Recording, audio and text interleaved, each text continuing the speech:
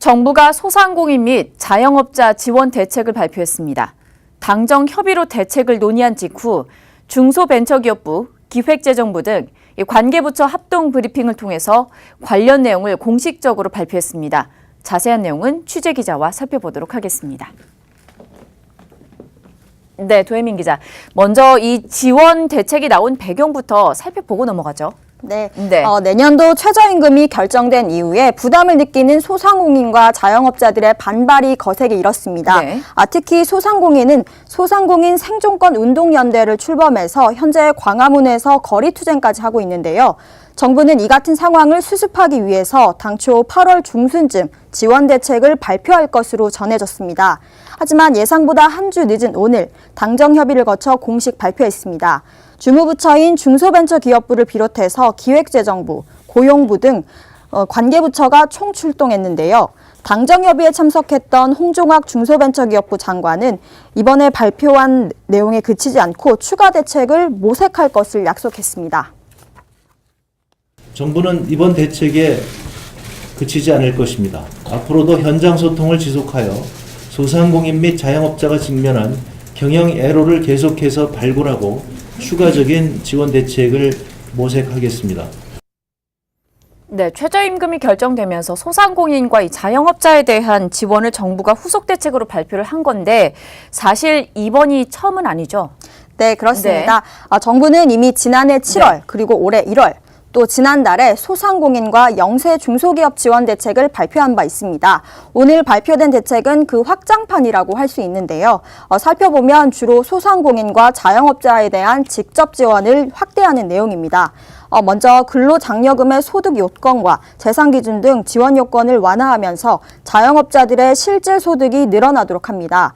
정부는 자영업자 지원 규모를 현재보다 3배 이상 확대하겠다고 밝혔습니다. 또 최저임금 인상에 따른 사업주 부담을 덜어주기 위해서 현재 시행하고 있는 일자리 안정자금도 확대할 예정입니다. 우선 적용 사업장 기준을 30인 미만에서 300인 미만으로 변경하고 최저임금 영향이 상대적으로 큰 5인 미만 사업장에 대해선 현재 13만 원인 지원금을 15만 원으로 늘려서 지급합니다. 이 외에도 영세업체에 대한 사회보험료 지원도 강화하는데요.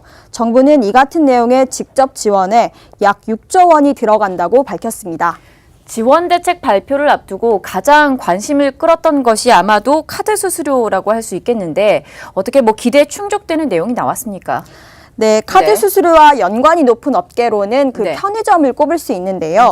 당초 편의점 업계에선 강력하게 담배 등 일부 품목에 대한 카드 수수료 제외를 해달라고 했는데 이건 사실상 어려워 보이게 됩니다. 정부는 카드 수수료 종합 개편 방안을 통해서 내년부터 판매업체의 수수료 부담을 완화할 수 있도록 하겠다고 밝혔는데요.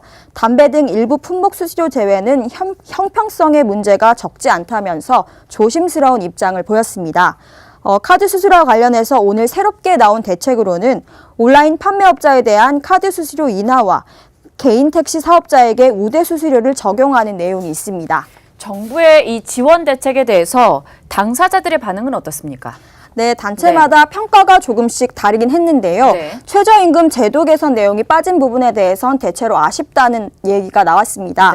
먼저 중소기업중앙회는 정부 발표 직후 논평을 냈는데 지원대책 발표를 우선 환영한다면서도 대책의 차질 없는 시행과 최저임금의 규모별 구분 적용 법제화 등을 요구했습니다.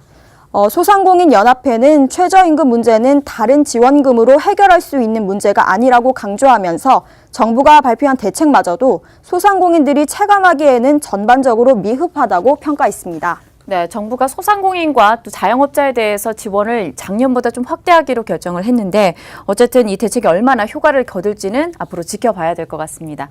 지금까지 도혜민 기자와 함께했습니다.